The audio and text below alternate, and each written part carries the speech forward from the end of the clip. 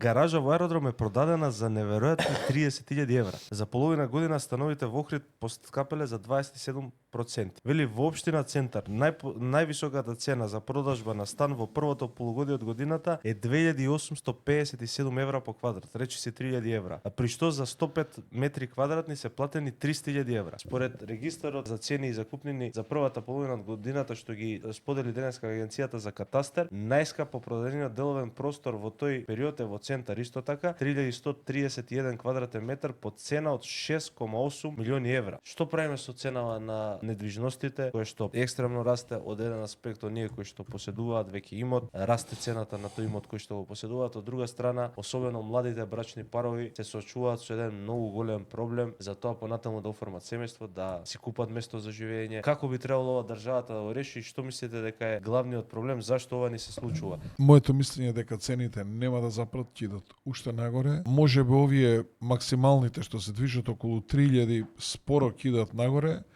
ама ќе почнуваат да се качуваат периферните цени. Тие што биле по 1400-1500 ќе отидат на 1700-1800, тие од 1800 ќе отидат на 2-2100.